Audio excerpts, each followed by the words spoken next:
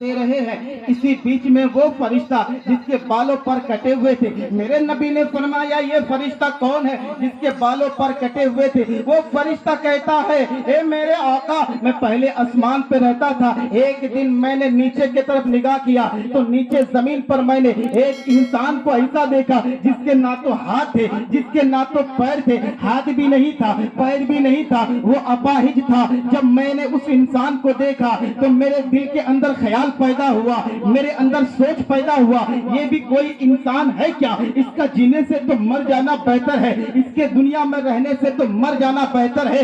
ये जो अचानक मेरे अंदर से ख्याल पैदा हुआ, रब ताला मुझसे नाराज हो गया, मेरे बालों पर को काटने का हुक्म दे दिया, मेरे बालों पर को काटने का हुक्म दिया। अब वो फरिश्ता कहता है, ए मेरे आका, आज के दिन अल्लाह भी खुश है, आज के दिन तमाम फरिश्ते खुश है, आज के तमाम फरिश्ते खुश है, आज के दिन सहाबा इकराम खुश है, आज के दिन मौला अली खुश है, जो है तमाम के तमाम सहाबा इकराम खुश है। इसी खुशी के माहौल में अगर मैं कुछ मांगना चाहूँ आप मुझको देंगे, अगर मैं कुछ आपसे लेना चाहूँ आप मुझको अता करेंगे। मेरे नबी फरमाते हैं जरा मांग के तो देख, मेरे नबी फरमाते हैं जरा चाह के तो देख। वो फरिश्ता कहता है, मेरे आका, आप अल्लाह के बारगाह में दुआ कर दीजिए कि अल्लाह ताला मेरे बालों पर वापस कर दे। मेरे आका फरमाते हैं, मेरे नबी फरमाते हैं, ए फरिश्ता बस इतनी सी बात है, आजा करीब आजा। मेरे और आपके नबी सैयदुल अंबिया इमाम हुसैन को गोद में लेकर के बैठे हुए थे, जिस चादर पर इमाम हुसैन को लेकर के बैठे हुए थे, चादर का एक किनारा उस फरिश्ते के पर निकलने की जगह पर बस मश्क कर दिया, करने की वजह से उस फरिश्ते के पर वापस आ गए, उस फरिश्ते के पर वापस आ गए। आने के बाद तमाम फरिश्ते खुशियां मना रहे हैं, उमर फारूक खुशी मना रहे हैं, उस्मान गनी खुशी मना रहे हैं, तमाम के तमाम सहाबा इकराम खुशी मना रहे हैं। इसी खुशी के माहौल में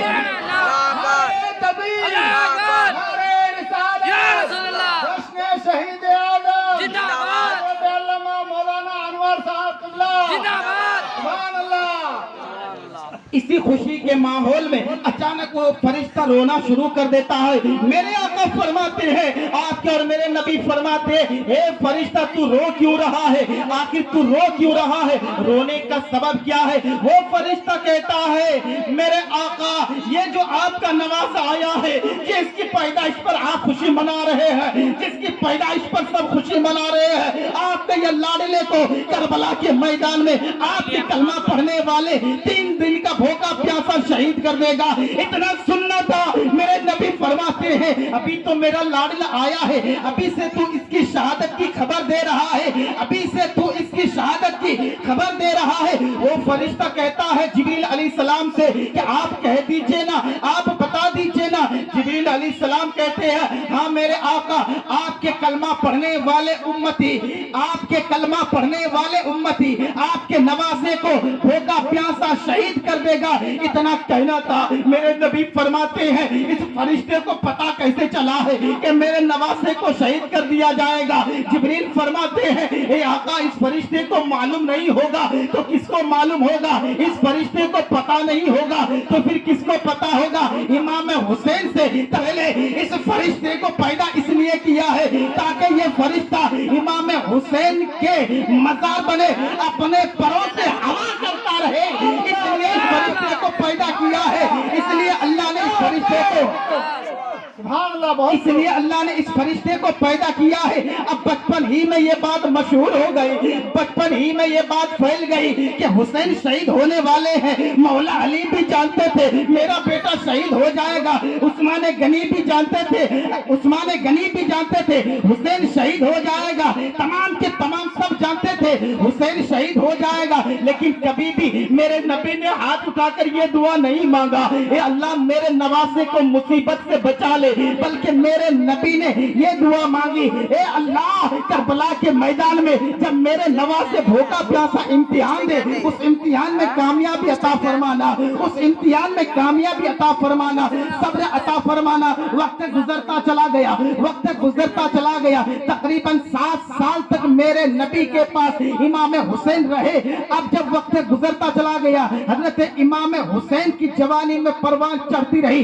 एक वक्त ऐसा आया कि इमाम हुसैन ने सैयदा ज़ैनब अपनी बहन को बुलाया और शोहर बानू को करीब लाया। लाने के बाद छोटा सा काफिला को कहा कि चलो अब मदीने में आका के, आपके और मेरे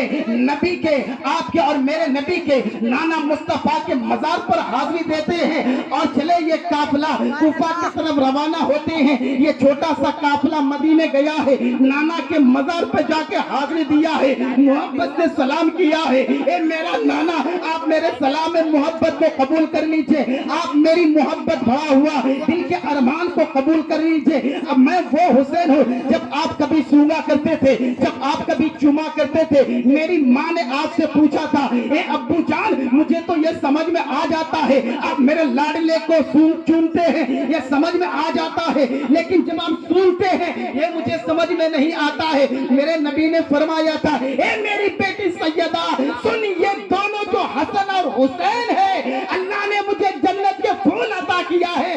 जब मेरा दिल चाहता है तो चूम लेता हूँ, जब दिल चाहता है तो सूंघ लेता हूँ।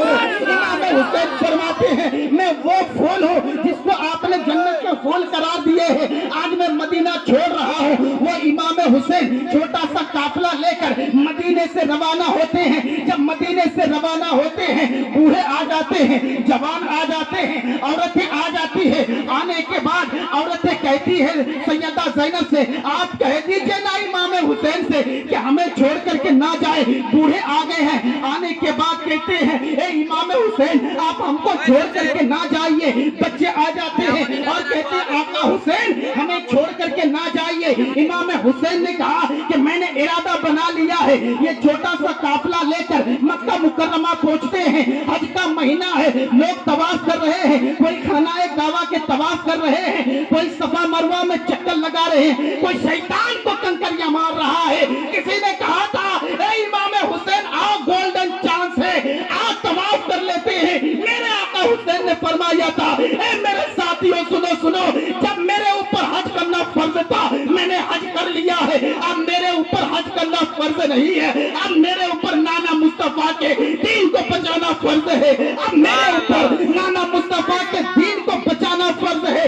इमाम हुसैन ये छोटा सा काफिला लेकर के रवाना होते हैं, जिस काफिले में सैयदा ज़ैनब भी मौजूद है, हजरत शोहर बानू भी मौजूद है, हजरत सकीना भी मौजूद है, हजरत अली असगर भी मौजूद है, हजरत अली अकबर भी मौजूद है। जब ये काफिला कूफा की तरफ रवाना हुआ है, जब अंधेरी रात छाई है, अब कूफा की तरफ रवाना होने के बाद यजीद के तरफ से हूर को भेजा गया।